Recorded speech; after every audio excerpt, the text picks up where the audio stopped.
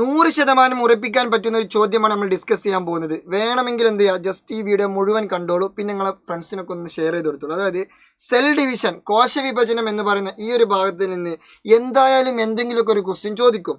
ആദ്യം നമ്മൾ പഠിക്കേണ്ടത് എന്താണ് സെൽ ഡിവിഷൻ എന്നുള്ളതാണ്. സെൽ ഡിവിഷന് നമ്മുടെ ലിവിങ് ബീങ്സിൽ, ജീവനുള്ള വസ്തുക്കളിൽ സ്വാഭാവികമായിട്ട് സംഭവിക്കുന്ന ഒരു പ്രോസസ്സാണ്. ഇത് 2 ടൈപ്പാണ്. ഒന്ന് മൈറ്റോസിസ്, 2 മിയോസിസ്. ഒന്ന് മൈറ്റോസിസ്, 2 മിയോസിസ്. ഒന്ന് ക്രമഭംഗം, 2 ഊനഭംഗം. അതിൽ വളർച്ചയ്ക്ക് സഹായിക്കുന്ന, ഗ്രോത്തിന് സഹായിക്കുന്ന ആളാണ് ആര്? ക്രമഭംഗം അഥവാ മൈറ്റോസിസ്. എന്നാൽ ഫോർമേഷൻ ഓഫ് ഗമേറ്റുകളുടെ, ബീജകോശങ്ങളുടെ രൂപീകരണത്തിന്, സ്പേമിൻ്റെയും ഓവത്തിൻ്റെയും രൂപീകരണത്തിന് സഹായിക്കുന്ന ആളാണ് ആര്? ഊനഭംഗം അഥവാ മിയോസിസ്. അപ്പോൾ ആദ്യം തന്നെ ആ 2 പോയിന്റ് പഠിച്ചു വെക്കുക. വളർച്ചയ്ക്ക് സഹായിക്കുന്ന സെൽ ഡിവിഷൻ മൈറ്റോസിസും, ഫോർമേഷൻ ഓഫ് ഗമേറ്റ്സിന്റെ, ബീജകോശങ്ങളുടെ, സ്പേമിൻ്റെയും ഓവത്തിൻ്റെയും ഫോർമേഷന് സഹായിക്കുന്നത് മിയോസിസ് അഥവാ ഊനഭംഗവും. അപ്പോൾ 2 ടൈപ്പ് സെൽ ഡിവിഷനാണ്, മൈറ്റോസിസും മിയോസിസും. ആദ്യം നമുക്ക് മൈറ്റോസിനെ കുറിച്ച് പഠിക്കാം. അതാണ് പരീക്ഷയ്ക്ക് ഏറ്റവും ഇമ്പോർട്ടൻറ്റ്.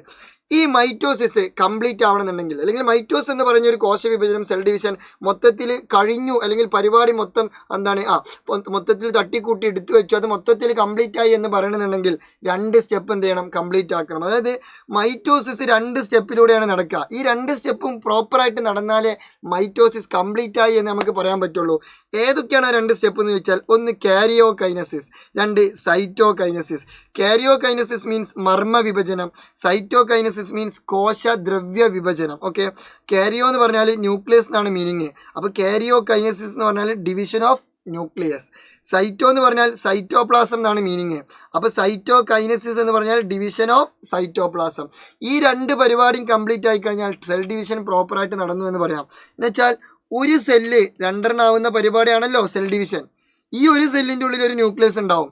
അപ്പോൾ സ്വാഭാവികമായിട്ടും ഇവിടെ ഉണ്ടാകുന്ന ഈ 2 സെല്ലുകളുണ്ടല്ലോ, അവർക്കും എന്ത് വേണം? അവരുടെ ഉള്ളിൽ എന്ത് വേണം? ന്യൂക്ലിയസ് വേണം. അപ്പം എൻ്റെ ഡൗട്ട്, ശരിക്കും ഈ ഒരു സെല്ലിൽ നിന്നാണല്ലോ ഈ 2 സെല്ല് ഉണ്ടായത് അല്ലേ? അതെ, അതിലാർക്കും ഡൗട്ടൊന്നുമില്ല.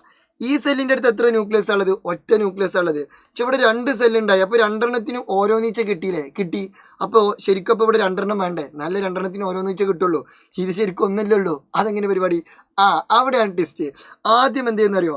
സെൽ ഡിവിഷൻ നടക്കുന്നതിൻ്റെ ഫസ്റ്റ് സ്റ്റേജ് എന്തായിരുന്നു? കാരിയോകൈനസിസ്, ഡിവിഷൻ ഓഫ് ന്യൂക്ലിയസ്. അതായത് ന്യൂക്ലിയസ് ആദ്യം ഡിവിഷൻ ചെയ്യണം. ഈ സെല്ലിൻ്റെ ഉള്ളിലുള്ള ഈ ന്യൂക്ലിയസ് ഉണ്ടല്ലോ, അത് ആദ്യം ഡിവിഷൻ ചെയ്തിട്ട് 2 ആവും. അപ്പോൾ പിന്നെ ഒരു സെല്ലിൻ്റെ ഉള്ളിൽ എത്ര എണ്ണമായി? 2 ആയി. എന്നിട്ട് പിന്നെ അതിൻ്റെ സൈറ്റോപ്ലാസം സ്പ്ലിറ്റ് ചെയ്തിട്ട് ഇതൊരു സെല്ലും ഇത് വേറൊരു സെല്ലായി മാറും. അതാണ് 2ാമത്തെ സ്റ്റെപ്പ്, സൈറ്റോകൈനസിസ്, കോശദ്രവ്യ വിഭജനം. ഇങ്ങനെ 2 സ്റ്റെപ്പിലൂടെയാണ് ഇത് നടക്കുക. ഓക്കെ, അപ്പോൾ ആദ്യം നമുക്ക് എന്ത് ചെയ്യാമെന്നറിയോ? കാരിയോകൈനസിസ്, അതായത് മർമ്മ വിഭജനം. മർമ്മം എങ്ങനെയാണ് വിഭജിക്കുന്നത് എന്നുള്ളത് ഡിസ്കസ് ചെയ്യാം. ഇവിടെ നിന്നാണ് പരീക്ഷയ്ക്ക് ചോദ്യം വരിക. ഏറ്റവും ഇമ്പോർട്ടൻ്റ് ആയിട്ട് ഇതിന് 4 സ്റ്റേജ് ഉണ്ട് ഈ മർമ്മ വിഭജനത്തിന്, കാരിയോകൈനസിസിന്. ഏതൊക്കെയാണെന്ന് ചോദിച്ചാൽ പ്രോഫേസ്, മെറ്റാഫേസ്, അനാഫേസ്, ടിലോഫേസ്. ഇതിൽ നിന്നൊരു ചോദ്യം പരീക്ഷയ്ക്ക് ഉറപ്പാണ്. ഇത് മാത്രം നിങ്ങൾ പഠിച്ചു വെച്ച് പോയാൽ മതി. ഓക്കെ, അപ്പോൾ കാരിയോകൈനസിസ് അഥവാ മർമ്മദ്രവ്യ വിഭജനം അല്ലെങ്കിൽ മർമ്മ വിഭജനം എന്ന് പറയുന്ന മൈറ്റോസിസിൻ്റെ 1ാമത്തെ സ്റ്റെപ്പിന് എത്ര സ്റ്റേജുകളുണ്ട്? 4 സ്റ്റേജ് ഉണ്ട്. ഒന്ന് പ്രോഫേസ്, 2 മെറ്റാഫേസ്, 3 അനാഫേസ്, 4 ടിലോഫേസ്. അതിൻ്റെ മലയാളം ഇംഗ്ലീഷൊക്കെ സെയിം തന്നെയാണ്. പി മാറ്റ് 4 വയ്ക്കുക. എന്ത് mat? P mat. P prophase, M metaphase, I anaphase, T telophase. Okay അല്ലേ? ഇനി ഇത് മൊത്തം നമ്മൾ പഠിക്കണമെന്നുണ്ടെങ്കിൽ നമുക്ക് ആദ്യം ഒരു കാര്യം അറിയണം. ന്യൂക്ലിയസിൻ്റെ ഡിവിഷനാണല്ലോ നമ്മൾ പഠിക്കുന്നത്. ന്യൂക്ലിയസിൻ്റെ ഡിവിഷൻ്റെ 4 സ്റ്റേജാണ് ഈ സ്റ്റേജ്. അപ്പോൾ ആദ്യം നമ്മൾ ന്യൂക്ലിയസിനെ കുറിച്ച് ഡീറ്റെയിൽ ആയിട്ട് പഠിക്കണം. ഇതാണ് ഒരു ന്യൂക്ലിയസിൻ്റെ പിക്ചർ. ഈ ന്യൂക്ലിയസിൻ്റെ ചുറ്ററും ഒരു മെംബ്രെയിൻ ഉണ്ട്, ഒരു കവറിംഗ് ഉണ്ട്. അതിനെ വിളിക്കുന്ന പേരാണ് ന്യൂക്ലിയർ മെംബ്രെയിൻ അഥവാ മർമ്മസ്തരം. പിന്നെ അതിൻ്റെ നടുവിലൊരു ഉണ്ടയുണ്ട്, അതിനെ വിളിക്കുന്ന പേരാണ് ന്യൂക്ലിയോലസ് അഥവാ മർമ്മകം. മർമ്മത്തിനുള്ളിലുള്ള ഉണ്ട മർമ്മകം, മർമ്മത്തിൻ്റെ ഉള്ളിലുള്ള ഉണ്ട മർമ്മകം, ന്യൂക്ലിയോലസ്. പിന്നെ ഇതിൻ്റെ ഉള്ളിൽ കെട്ടിപ്പിണഞ്ഞ് കാണപ്പെടുന്ന ഈ സ്ട്രക്ചർ ഉണ്ടല്ലോ, അതാണ് ക്രോമാറ്റിൻ റെറ്റിക്കുല അഥവാ ക്രോമാറ്റിൻ ജാലികകൾ. ക്രോമാറ്റിൻ റെറ്റിക്കുല അല്ലെങ്കിൽ ക്രോമാറ്റിൻ ജാലികൾ. അപ്പോൾ ഒരു ന്യൂക്ലിയസിൻ്റെ ഉള്ളിൽ 3 ആൾക്കാരാണ്. ഒന്ന് ന്യൂക്ലിയോലസ്, ഒന്ന് അതിൻ്റെ ന്യൂക്ലിയർ മെംബ്രെയിൻ, പിന്നെ അതിൻ്റെ ഉള്ളിൽ ക്രോമാറ്റിൻ റെറ്റിക്കുല. ഓക്കെ, അത് ജസ്റ്റ് ഒന്ന് ഓർത്ത് വെക്കട്ടോ. ഇനി നമുക്ക് എന്ത് ചെയ്യാന്നറിയോ? ഇതിൻ്റെ 4 സ്റ്റെപ്പും ഡീറ്റെയിൽ ആയിട്ട് പഠിക്കാം. 1ാമത്തെ സ്റ്റെപ്പ് പ്രോഫേസ്. പ്രോഫേസിൽ എന്ത് സംഭവിക്കുന്നു ചോദിച്ചാൽ, നേരത്തെ ആ ക്രോമാറ്റിൻ റെറ്റിക്കുല ഉണ്ടല്ലോ, ആ കെട്ടിപ്പിണഞ്ഞ് കാണപ്പെടുന്ന ആ ക്രോമാറ്റിൻ റെറ്റിക്കുല, അവരൊക്കെ ഈ ഫസ്റ്റ് പ്രോഫേസ് എന്ന് പറയുന്ന സ്റ്റേജിൽ എന്ത് ചെയ്യുന്നറിയോ? അവരൊക്കെ കണ്ടൻസ് ചെയ്തിട്ട് ഈ ഒരു ഷേപ്പായി മാറും. ഒരു ബട്ടർഫ്ലൈൻ്റെ ഷേപ്പ്, ഒരു തുമ്പിൻ്റെ ഒക്കെ ഷേപ്പായിട്ട് മാറും. ബട്ടർഫ്ലൈ തുമ്പിയോ പൂമ്പാറ്റ എന്തെങ്കിലും ആട്ടെ. ഓക്കെ, ഇതിൻ്റെ ഒരു ഷേപ്പായിട്ട് മാറും. ഇതിനെ വിളിക്കുന്ന പേരാണ് ക്രോമസോം. ഓക്കെ, ക്രോമാറ്റിൻ ജാലികള അല്ലെങ്കിൽ ക്രോമാറ്റിൻ നെറ്റ്വർക്ക് ഒക്കെ എന്ത് ചെയ്യും, കണ്ടൻസ് ചെയ്യും and changes into chromosome. എന്നിട്ട് അതൊക്കെ ക്രോമസോം ആയിട്ട് മാറും. ക്രോമാറ്റിൻ ജാലിക കുറുകിത്തടിച്ച് എന്തായി മാറും, ക്രോമസോമുകളായിട്ട് മാറും. Note the point. അതാണ് പ്രോഫേസിൽ സംഭവിക്കുക. ഇനി മെറ്റാഫേസിൽ എന്താ സംഭവിക്കാന്ന് ചോദിച്ചാൽ, ഇപ്പോൾ ഇവിടെ ക്രോമസോമുകൾ ഉണ്ടായല്ലോ, ഓക്കെ അല്ലേ, ഹാപ്പി അല്ലേ, കുഴപ്പമൊന്നുമില്ലല്ലോ. എന്നിട്ട് ഉണ്ടായിട്ടുള്ള ക്രോമസോം, ഇവിടെ 2 ഒന്നല്ല കേട്ടോ, കുറേ ക്രോമസോം ഉണ്ടാവും, ഈ പിക്ചറിൽ 2 കൊടുത്തുന്നുള്ളൂ. എന്നിട്ട് ഉണ്ടായിട്ടുള്ള ക്രോമസോം ഇല്ലേ, അവരൊക്കെ കറക്റ്റ് മിഡില്, സെൻട്രല്, മധ്യത്തിൽ അറേഞ്ച് ചെയ്യും. അതാണ് രണ്ടാമത്തെ സ്റ്റെപ്പ്. ഇതാ ക്രോമസോമുകൾ കോശത്തിൻ്റെ മധ്യഭാഗത്ത്, സെൻട്രൽ റീജിയണിൽ, മിഡിലിന് എം അല്ലേ, മെറ്റാഫേസിനും എം ആണ്, അങ്ങനെ മിഡിൽ അറേഞ്ച് ചെയ്യും. ഇതാണ് മെറ്റാഫേസിൽ സംഭവിക്കുക. അപ്പോൾ ചോദ്യം എങ്ങനെ വരിക എന്നറിയോ, ഈ പിക്ചർ തരും, ഇത് ഏത് ഫേസിനെ ഇൻഡിക്കേറ്റ് ചെയ്യുന്നു, അപ്പോൾ നിങ്ങൾ പറയണം പ്രോഫേസ്. ഈ പിക്ചർ തരും, അപ്പോൾ ഇത് ഏത് ഫേസ്, കറക്റ്റ് മിഡിലാണ് അറേഞ്ച് ചെയ്തിട്ടുള്ളത്, അപ്പോൾ അത് മെറ്റാഫേസ്. ഓക്കെ അല്ലേ.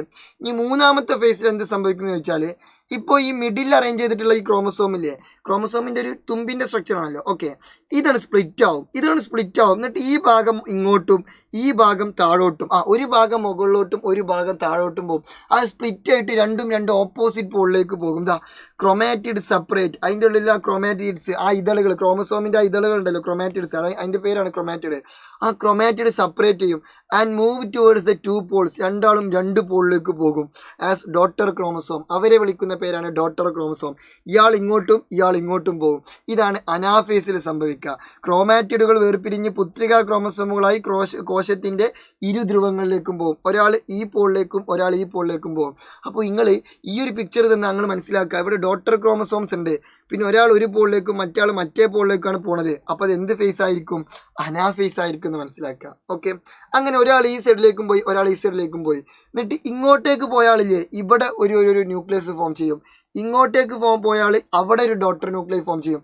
അങ്ങനെ ഒരു സെല്ലിൻ്റെ ഉള്ളിൽ എത്ര ന്യൂക്ലിയ ആവും, 2 ഡോട്ടർ ന്യൂക്ലിയ ആവും. ഇതാണ് ടിലോഫേസിൽ സംഭവിക്കുക. ഓക്കെ, ഇവിടെ നിന്ന് നോക്കൂ, ഇങ്ങോട്ടേക്ക് പോയാൽ ഇവിടെ കണ്ടൻസ് ചെയ്തിട്ട് അവിടെ ഒരു chromosomes changes into chromatin network. അവിടെ നമ്മൾ പണ്ടത്തെ ഒരു സാധനം ഉണ്ടല്ലോ, പണ്ടത്തെ ആദ്യത്തെ ക്രൊമാറ്റിൻ നെറ്റ്വർക്ക്, ക്രൊമാറ്റിൻ ജാലിക, ആ കെട്ടിപ്പിണഞ്ഞ് കാണപ്പെടുന്ന ആ ഒരു സ്ട്രക്ചറായിട്ട് മാറും. ആ സ്ട്രക്ചറിൽ നിന്നാണ് ആദ്യം ക്രോമസോം ആയത്. എന്നിട്ട് ആ ക്രോമസോം ലാസ്റ്റ് വീണ്ടും പഴയ സ്ട്രക്ചറിലേക്ക് തന്നെ മാറും. എന്നിട്ട് അവിടെ ഒരു ഡോട്ടർ ന്യൂക്ലിയ ഫോം ചെയ്യും. അതായത് ക്രോമസോമുകളൊക്കെ തിരിച്ച് എന്തെന്നായിട്ട് മാറും, ക്രോമാറ്റിൻ ജാലികളായിട്ട് മാറും. ഫസ്റ്റ് സ്റ്റേജിൽ ക്രോമാറ്റിൻ ജാലികളൊക്കെ കണ്ടൻസ് ചെയ്തിട്ട് എന്തായിട്ട് മാറി, ക്രോമസോമായിട്ട് മാറി. ലാസ്റ്റ് സ്റ്റേജിൽ എന്ത് ചെയ്യുന്നു, ആ ക്രോമസോമുകളൊക്കെ തിരിച്ചെന്തായി മാറും, ക്രോമാറ്റിൻ നെറ്റ്വർക്ക് അല്ലെങ്കിൽ ജാലികയായിട്ട് മാറും. എന്നിട്ട് അവിടെ ഒരു ഡോട്ടർ ന്യൂക്ലിയ ഫോം ചെയ്യും, ഇയാൾ ഇവിടെ ഒരു ഡോട്ടർ ന്യൂക്ലിയ ഫോം ചെയ്യും. അങ്ങനെ 2 പുത്രികാ മർമ്മങ്ങൾ ഉണ്ടാവും. ഇതാണ് ടിലോഫേസിൻ്റെ സെറ്റപ്പ്. അപ്പോൾ ഇവിടെ ഈ ചിത്രത്തിൽ നിങ്ങൾ സിമ്പിളായിട്ട് 2 ന്യൂക്ലിയസ് ഉണ്ട്, അപ്പോൾ അതേതാണ്, അത് ടിലോഫേസ് ആയിരിക്കും. ഫസ്റ്റത്തെ ഈ പിക്ചർ തരാണെന്നുണ്ടെങ്കിൽ ഇത് സാധാ പ്രോഫേസ്, ക്രോമസോമുകൾ ഇങ്ങനെ സാധാ പോലെ രൂപം കൊണ്ട ഒരു സ്റ്റേജാണത്. ഇനി മെറ്റാഫേസ് എന്ന് പറഞ്ഞാൽ ഇത് കറക്റ്റ് മിഡിലായിരിക്കും. അനാഫേസ് എന്ന് പറഞ്ഞാൽ ഇവർ 2 പേരും ഓപ്പോസിറ്റ് പോളിലേക്ക് പോകും. അങ്ങനെ ടോട്ടൽ എത്ര ഫേസ് ഉണ്ട് സുഹൃത്തുക്കളെ, 4 ഫേസ് ഉണ്ട്. Prophase, metaphase, anaphase, telophase. Okay അല്ലേ. അപ്പോൾ ഹാപ്പിയാണ് എന്ന് വിചാരിക്കുന്നു. C you soon.